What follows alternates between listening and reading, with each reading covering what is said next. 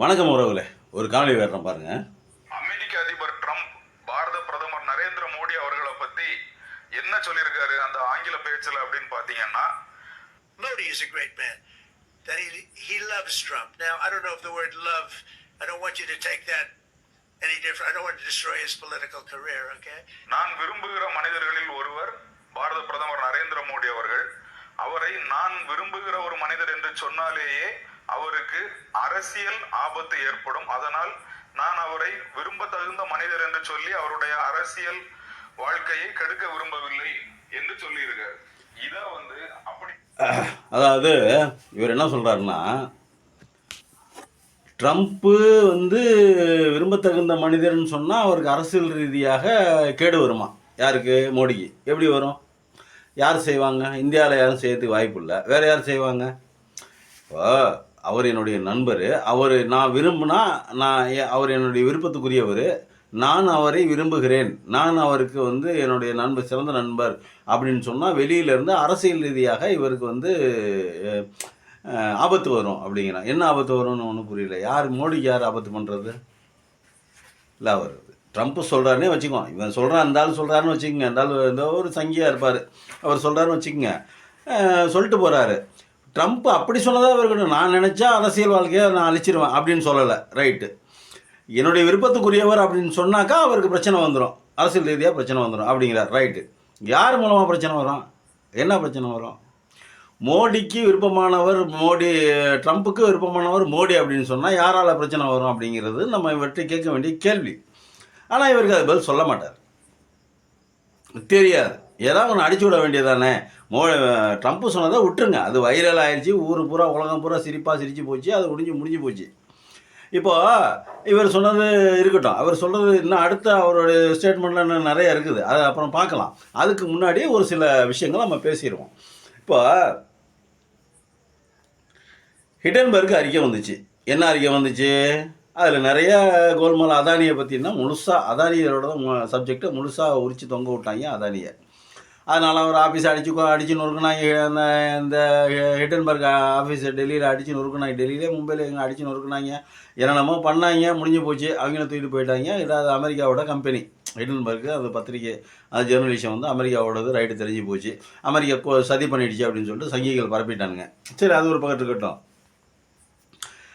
அதுக்கப்புறம் பார்த்திங்கன்னா பக்கம் பக்கமாக அந்த நியூஸுக்கு பூரா ஹிடன்பர்க் வெளியிட ஆரம்பிச்சிச்சு. அதுக்கெல்லாம் எந்த பதிலும் சொல்லலை. எப்பயும் போல் மோடி எப்பயும் போல் மௌனம். எந்த பத்திரிகையும் சந்திரிச்சு இந்த மாதிரி ஹிடன்பர்க் எங்கள் மேலே அபாண்டமான அவதூறுகளை சொல்லுகிறது, அதை சொல்லுது, இதை சொல்லுது அப்படின்லாம் சொல்லலை. பத்திரிகையை சந்திக்க மாட்டார் மோடி. அது ஒரு பக்கம் இருக்கட்டும். இப்போ அது சொன்னதுக்கப்புறம் என்ன பண்ணிச்சு அப்படின்னாக்கா, அந்த ஃப்ளக்சுவேஷனில் ஷேர் மார்க்கெட்டில் ஏறி இறங்குச்சு. இப்போ நம்ம என்ன கேட்குறோம்? 2014 பிரதமரானார் மோடி. இவர் முதல்ல சிஎம் ஆகும்போது, இப்போ ஒரு நிமிஷம் இருங்க, அம்பானிக்கு ஒரு பின்புலம் இருக்குது. அவங்க அப்பா அம்பானி அப்பையே ஆரம்பித்த தொழில் அவருடைய கனவோடு ஆரம்பித்தார். என் கனவு அனைவருக்குமானது அப்படின்னார். யார்? திருபாய் அம்பானி. என் கனவு அனைவருக்குமானது அப்படின்னாரு. அது மூலமாக வந்துச்சு, பணம் சேர்ந்துக்கிட்டே இருந்துச்சு. அவங்க படித்தாங்க. திரும்பி அண்ணன் தம்பி 2 பேரும் ஆட்சி அந்த பொறுப்புக்கு வந்தாங்க. அவங்க அப்பாவுக்கு பின்னாடி நல்லபடியாக கொண்டு சேர்த்தாரு. முகேஷ் அம்பானி மட்டும் நல்லபடியாக கொண்டு சேர்த்தாரு. அனில் அம்பானி தோற்று விட்டு கொஞ்சம் நோடி விட்டார். அது ஒரு பக்கத்தில். இப்போ அம்பானிக்கு ஒரு பின்புலம் இருக்குது. நம்ம டாட்டாவுக்கு ஒரு பின்புலம் இருக்குது. ட்ரம்ப்புக்கு ஒரு பின்புலம் இருக்குது. அவர் தொழிலதிபர். காலமாக பெரிய தொழிலதிபர் பண்ணுறாரு. இடத்த வாங்கி ரியல் எஸ்டேட் பண்ணுறாரு, என்னமோ பண்ணுறாரு. வாரன் பஃபட் அவருக்கு தொழிலதிபர். அவருக்கு ஒரு பின்புலம் இருக்குது. அவர் கொக்கோ கோலாவில் ஷேர் பண்ண அந்த கொக்கோ கோலா ஷேர் வாங்கின ஷேரை 50 வருஷம் 60 வருஷத்துக்கு முன்னாடி வாங்கின ஷேரை இன்னும் வச்சிருக்காரு அப்படின்னு சொல்லிட்டு சொல்கிறாங்க. அதே மாதிரி எலான் மஸ்க்கு ஒரு பின்புலம் இருக்குது. அவர் இன்னைக்கு உலக நம்பர் 1 பணக்காராக இருக்கார். பில்கேட்ஸுக்கு ஒரு பின்புலம் இருக்குது. அவர் கம்ப்யூட்டர் சாஃப்ட்வேரை கண்டுபிடிச்சார். அதனால் அவருக்கு ஒரு பின்புலம் இருக்குது. சொத்து சேர்ந்துச்சு. இப்போ நம்ம அதானியோட சொத்தை பற்றி பேசணும் அப்படின்னா, இவர் பிரதமர் சிஎம் ஆனார்ல குஜராத்தில். அப்போது ஒரு கணக்கு வழக்கு எடுத்து இந்த நபரே நமக்கு சொல்லட்டும். இல்லை சங்கிங்க யார் சொன்னாலும் சரி, அவர் சிஎம் ஆனார்ல குஜராத்தில். அப்போது அதானியோட சொத்து எவ்வளவு? இரண்டாவது முறை சிஎம் ஆனார்ல மோடி. அப்போ அதானியோட சொத்து எவ்வளவு? மூன்றாம் முறை மோடி சிஎம் ஆனார்ல. மோடி. அப்போ அதானியோட சொத்து எவ்வளவு? 3வது முறையே ஒரு பதவியை ராஜினாமா பண்ணிவிட்டு பிஎம் ஆனார், பிரைம் மினிஸ்டர் ஆனார்ல, அப்போ அதானியோட சொத்து எவ்வளவு? 2014. இன்றைக்கி அதானியோட சொத்து எவ்வளவு? ஒரு கணக்கு எடுத்து சொல்லுங்கள். எங்கள்கிட்ட கணக்கு வழக்கு இல்லை. நீங்கள் நேர்மையான மனிதர்கள். இப்போ இவர் என்ன சொல்கிறாரு, மோடி மேலே அபாண்டமான குற்றச்சாட்டு சொல்கிறாங்க அப்படிங்கிறார். ரைட்டு, யாரும் சொல்லலை. நீங்களே அதானியோட சொத்தை வந்து ஒரு கணக்கு எடுத்து பட்டியல் மாதிரி வெளியிடுங்க, வெள்ளை அறிக்கை மாதிரி கொடுங்க. துப்பு இருக்கா? தெம்பு இருக்கா? திராணி இருக்கா? தைரியம் இருக்கா? இருக்காது.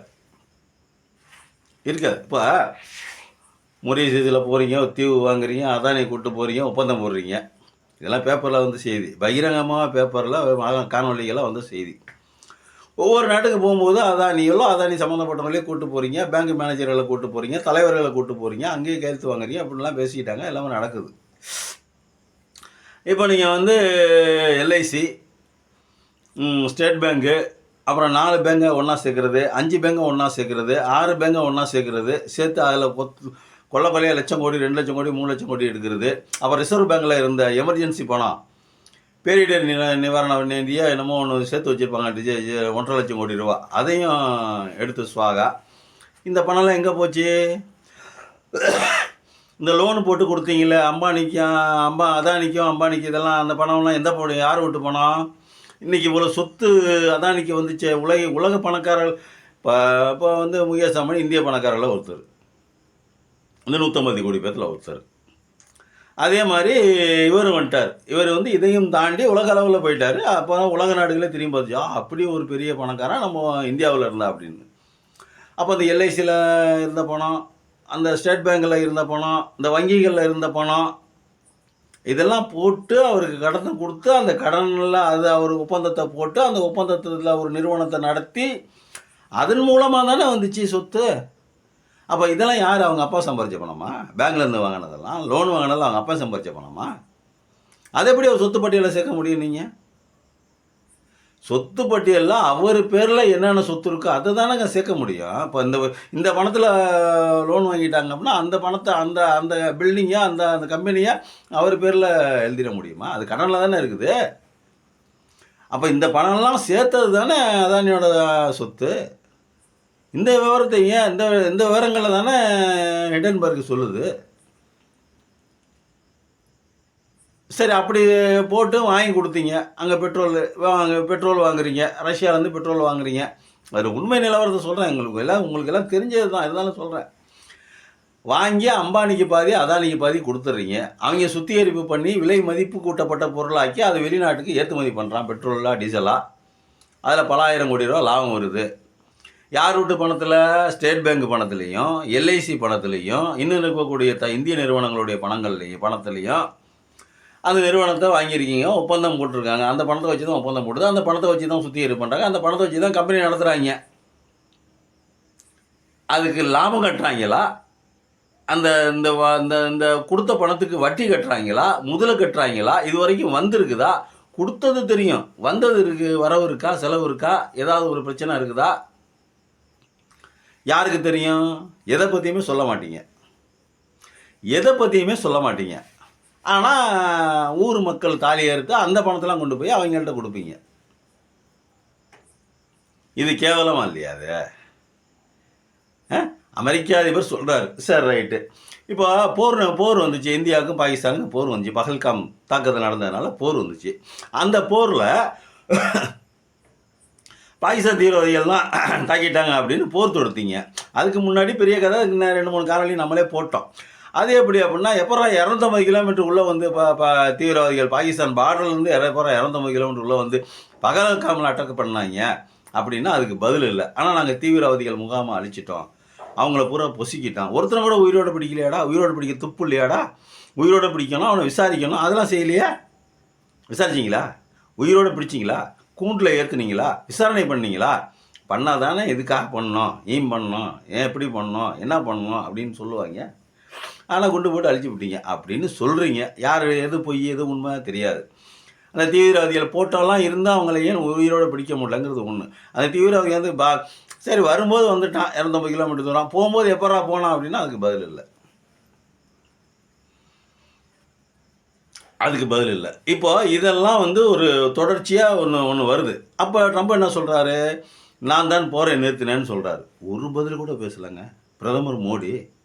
யோ நீ எங்கேயா சொன்ன, எனக்கும் பாகிஸ்தானுக்கும் போர், நாங்கள் பார்த்துக்குறோம், அதை உன் வேலையை நீ பாரு, உன் முதுகில் என்ன ஆளுக்கு இருக்கோ அதை எடு அப்படின்னு சொல்லணும்ல மோடி. ஆனால் சொல்லலை.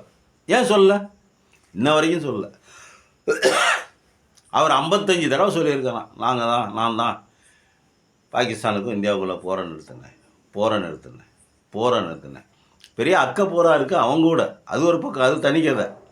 ஆனால் இவர் மறுத்து பேசணும்ல, இந்திய வெளியுறவுத்துறை மறுத்து பேசணும்ல. இத்தனை பேர் சங்கிங்க வந்து கூவுறாங்கல்ல. அப்போ தான் வந்து இந்தெல்லாம் வந்து ஃபோனில் வந்து பேசுகிறான்ல, மொபைலில் வந்து பேசுகிறான்ல. இவன் ஏய் நீ சொல்கிறதுக்கு நீ யார் அப்படின்னு ஃபோனில் கேட்க வேண்டியது, மொபைலில் நான் கேட்கட்டுமா எங்கள் பிரதமரை இழிவுபடுத்த நீ யாரா நீ?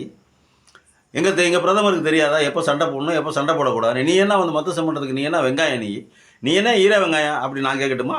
எனக்கு திராணி இருக்குது, தில் இருக்குது. இந்த இவனை கேட்க சொல்லுங்கள் பார்ப்போம். இப்போ வீடியோவில் பேசினார்ல அந்த நபரை கேட்க சொல்லுங்கள், கேட்க மாட்டார். ஏன்னா பயம் நமக்கு இல்லை, அவருக்கு இல்லை. அங்கே இவங்கெல்லாம் யாராவது பேசுனாங்கன்னா அங்கே பிடிச்சி திருப்பி அமெரிக்காக்காரன் ஆப்படிப்பான். அதான் இப்போ வந்து பெட்ரோல் வாங்கக்கூடாதுன்னு சொன்னாங்க. எங்கேருந்து வாங்கக்கூடாதுன்னு சொன்னாங்க? ரஷ்யாவிலேருந்து பெட்ரோல் வாங்கக்கூடாது, வாங்கினா 50% வரி அப்படின்னாங்க. அதுக்கும் ஒன்றும் நம்ம பிரதமர் பேசலை. அது அப்படியே பெண்டிங்கிலே இருந்துச்சு. திருப்பி ட்ரம்ப் வந்து காயை நகர்த்திக்கிட்டே இருந்தார். இவங்க சைலண்ட்டாக இருந்தாங்க. இது ஒரு பெரிய ராஜதந்திரம்னு இந்தியா பூரா பேசப்பட்டது. அங்கே காய் நகர்த்திக்கிட்டே இருக்கும்போது பிரதமர் மோடி பேசாமல் இருக்கார். இது ஒரு மிகப்பெரிய ராஜதந்திர நடவடிக்கை அப்படின்னு சொல்லிட்டு பிரதமர் இங்கே சங்கிங்கெல்லாம் பேச ஆரம்பிச்சிட்டாங்க. சரி, அப்படியே போய்கிட்டு இருந்துச்சு. திருப்பி வந்து அவன் என்ன பண்ணுறான், ஏற்கனவே 2-3 நோட்டீஸ் விட்ருக்குறான். இந்தியாவில் இருக்கிற கம்பெனிகளுக்கெல்லாம் லஞ்சம் கொடுத்து தான் இந்த வந்து நீ இந்த பவர் பிளான்ட்டை வந்து இது பண்ணுற, ப்ராடக்ட் பண்ணுற, அதை வந்து ப்ரொசர் பண்ணுற அப்படின்னு சொல்லிட்டு அதுக்கு நோட்டீஸ் விட்டு, அதுக்கு இந்தியாவுக்கு நோட்டீஸ் விட்டாங்க. 2 தடவை நோட்டீஸ் விட்டாங்க. 2 தடவை நோட்டீஸையும் அம்பானிக்கு அனுப்பலை. ஆனால் தெரிஞ்சிருக்கும், தெரியாமல் இருக்கமா? தெரிஞ்சிருக்கும். அம்பானிக்கு அதானிக்கு தெரிஞ்சிருக்கும், தெரியாமல் இருக்காது. அதானி அனுப்புனாங்க, தெரிஞ்சிருக்கும். திருப்பி மேற்கொண்டு என்ன பண்ணப்போ இந்த இதெல்லாம் வரி கிரியெல்லாம் பெண்டிங்கில் இருக்க போக திருப்பி இன்னொரு நோட்டீஸ் அனுப்பா. திருப்பி ட்ரம்ப் இதை பற்றி பேச ஆரம்பிக்க. அப்போ தான் வந்து சுற்றி வளைச்சி ஒரு கோடு வருது. அது உண்மையாக பொய்யாங்கிறது ஒரு பகுதி. நம்மளுடைய பார்வையில் என்ன நடக்குதுங்கிறது தெரிஞ்சுக்கும். இப்போது பெட்ரோலு கச்சா எண்ணெயை வந்து ரஷ்யாவில் வாங்கினீங்கன்னா நாங்கள் இந்த வேலையெல்லாம் செய்வோம். எந்த வேலையாக ஃபஸ்ட்டு கார்னர் பண்ணுறது அதானியாக தான் இருக்கும். அது பார்த்துக்க. சரி, அதுக்கு என்ன பண்ணணும்? ரஷ்யாவில் வாங்காத வெனிசுலாவில் வாங்கு அப்படின்னு சொல்லணும். அப்போ ஒரு பிரதமர், ஒரு நாட்டினுடைய பிரதமர், ஒரு இறையாண்மை மிக்க ஒரு ஜனநாயக, உலகின் மாபெரும் ஜனநாயகம் அப்படின்னு நம்ம சொல்லிக்கிறோம். உலகின் மிகப்பெரிய ஜனநாயக நாட்டினுடைய பிரதமர் என்ன சொல்லியிருக்கணும்? இவா எனக்கு வந்து அமெரிக்காட்ட வாங்கணுன்னா நான் வாங்கிக்குவேன் கச்சா எண்ணெயை. வெனிசுலாட்ட வாங்கணும்னா நான் வாங்கிக்குவேன். ஈரான்கிட்ட வாங்கணும்னா நான் வாங்கிக்குவேன். அது நீ சொல்கிறதுக்கு நீ யார்? ரஷ்யாவில் வாங்காத வெனிசுலாவில் வாங்குன்னு சொல்கிறதுக்கு நீ யார்? அப்போ ரஷ்யாவோட நீ கம்மியான விலைக்கு தெரியா? ஒரு அக்கறையில் சொல்கிறியா எங்கள் மேலே? இந்தியாவில் மக்கள் வாங்கி கஷ்டப்படுறீங்க, அதனால் நீங்கள் வந்து ரஷ்யாவில் வாங்காதீங்க, அதை விட கம்மியான வெனிசுலாவில் நான் பொன் போட்டு சொல்கிறேன் அந்த நாட்டு அதிபருக்கு, அவர் கம்மியாக தருவார். ஏற்கனவே வெனிசுலா அதிபரத்துக்கு உள்ளே வச்சுட்டாங்க. அந்த பெட்ரோல் கம்பெனி, அந்த கச்சா எண்ணெய் கம்பெனி நிறுவனம், அந்த சுத்திகரிப்பு பண்ணுறதெல்லாம் அமெரிக்கா கையில் எடுத்துருச்சு. இப்போ வந்து ஏன் ரஷ்யாவில் வாங்கக்கூடாது, வெனிசுலாவில் வாங்கணும் அப்படின்னு சொல்லிட்டு ட்ரம்ப் சொல்கிறான் அப்படின்னா, இந்த இங்கே வாங்குகிற டீசலில் பெட்ரோலில் கச்சா எண்ணெய் அங்கே வாங்கினா அவனுக்கு லாபம், வெனிசுலாவுக்கு லாபம் இல்லை. அந்த பணத்தை இவன் திருட்டிட்டு போயிடுவான் ட்ரம்ப்பு. அதனால் அங்கே வாங்க சொல்கிறான். புரியுதுங்களா உங்களுக்கு? இப்போ தானே அமெரிக்கா போதை மருந்து தடுப்பு பிரிவில் அவனை கைது பண்ணாங்க. யார்? வெனிசுலா அதிபரை கைது பண்ணாங்க. அது உண்மையாக போய் அவன் கைது பண்ணி வச்சுட்டான். சதாம் ஹுசேன் உண்மையாக அணுகுண்டு வச்சுருந்தாரு, ரசாயன ஆயுதங்கள் வச்சுருந்தாருன்னு சொல்லிட்டு சதாம் ஹுசேனை அந்த ஈராக்கை ஒரு வழி பண்ணலாம் நீங்கள். அதே மாதிரி இப்போ வெனிசுலா ஒரு வழி பண்ணுறதுக்காக அந்த பெட்ரோலில் ஆட்டைய போகிறது, இயற்கை வளங்களை ஆட்டைய போகிறதுக்காக வந்திருக்காங்க. அது ஒரு பக்கம் இருக்கட்டும். அப்போவும் பிரதமர் ஒன்றும் பேசலை. இப்போ வரி 50% வரி அது அப்படியே நிற்கிது, பெண்டிங்கில் இருக்குது. அப்போ தான் கூப்பிட்டு திருப்பி இன்னொரு தடவை அதானியை தூக்குறாரு. அதானியோட பிரச்சனை திருப்பி தூக்குறாரு மோடி தூக்கணுன்னா இப்போ ஒரு ஒப்பந்தம் ஒன்று போட்டாங்க. என்ன ஒப்பந்தம் போட்டாங்க? 2-3 ஒப்பந்தம் போட்டிருக்காங்க. யூரோப்பிய நாடுகளோடையும் ஒப்பந்தம், ஐரோப்பிய நாடுகளோடையும் ஒப்பந்தம் போட்டிருக்காங்க. அமெரிக்காவோடையும் ஒப்பந்தம் போட்டிருக்காங்க. எப்படி போட்டிருக்காங்க?